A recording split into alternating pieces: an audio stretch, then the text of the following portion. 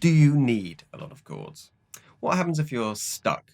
You're wanting to do some more interesting things with the chords, but you don't know what to do. We've got 3 videos to help you with this. And the first one, the one you're watching right now, is just very general. Just how do you think about chords and harmony, whatever style of music you're interested in. I'll be inviting 2 amazing composers to talk about different ways of thinking about chords. We'll be looking at 3 main areas. Firstly, pieces that use 1, 2, 3, or maybe no chords at all. Secondly, the 4-chord trick. And finally, we'll be looking at music that uses chords in a different or unconventional way. So firstly, music that uses 1, 2, 3, or maybe no chords at all. So yes, of course, good music doesn't have to have a fancy chord sequence. Some of my favourite forms of music, like Indian classical music, which has 1 chord, a drone of a 5th underneath an entire track that might last for hours, actually. And all the interest is done with the melody and with complex rhythms. Or Middle Eastern traditional music from places like Egypt or the Arabian Peninsula. That music doesn't even have any chords, doesn't even have a drone. It's all about really complex rhythms and really subtle, clever tunes.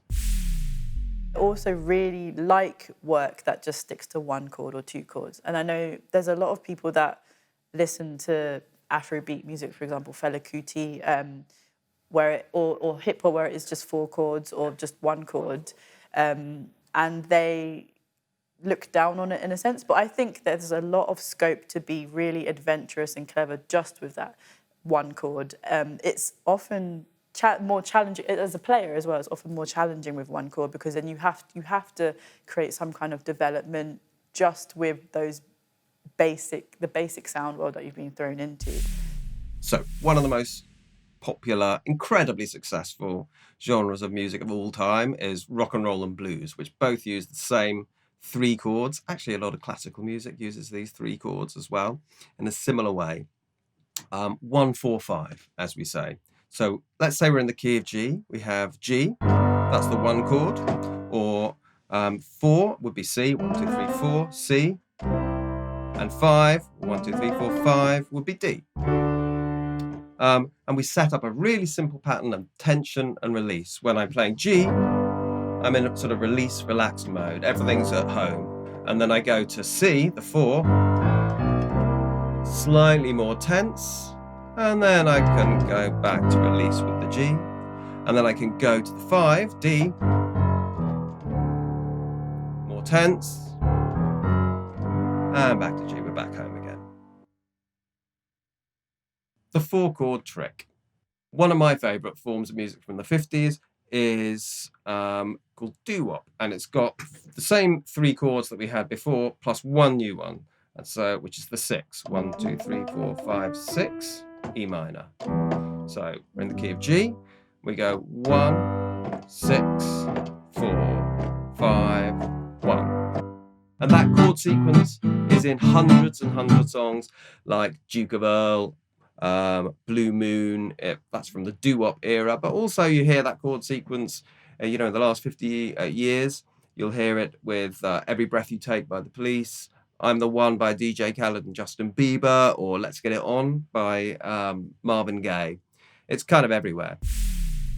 One of the things I really like about popular music is that it makes very surprising things from very commonplace materials.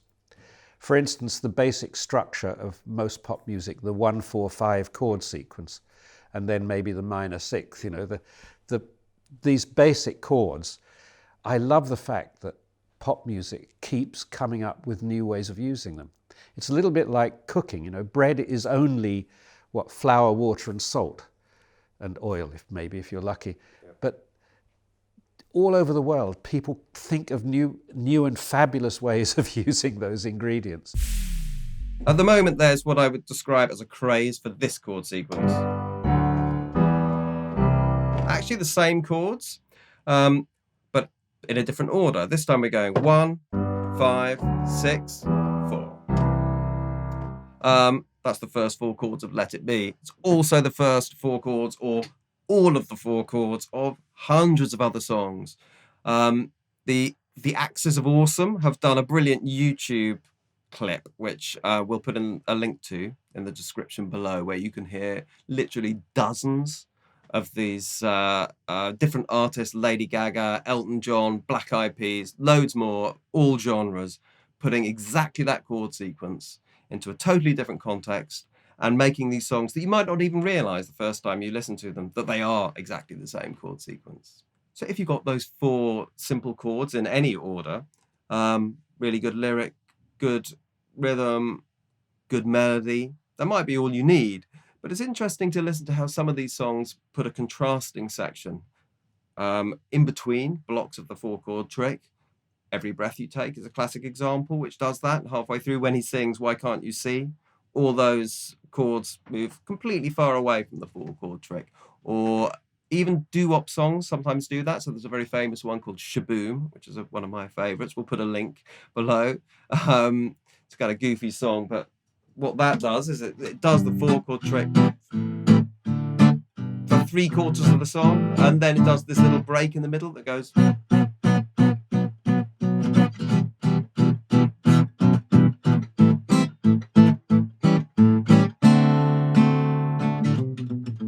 Then goes back. So just a little moment of moving away from the four chord trick and then moving right back. Music that isn't thinking about chords in this way. So we've dealt with the four chord trick, where those four chords have a predictable sense of tension and release, which just repeats in an ordered way throughout the track. But there's music that doesn't do this at all. If you take a track like You by Kendrick Lamar, it doesn't have that many chords, but it's got 7 chords, maybe 9 if you include the variations on the chords. But what he does there, and he's well known for his interesting chord sequences, is he sets them up so that the pattern of tension and release is deliberately destabilizing. It's deliberately unpredictable. The first line of the track is, it's complicated. And that's the effect that it has on the ear, this track. It becomes very difficult to even know what key you're in. Some artists aren't really even interested in chords at all. And that's happening quite a lot at the moment. I think it's led by technology, that it's possible to make incredible musical material that doesn't even have any notes in it.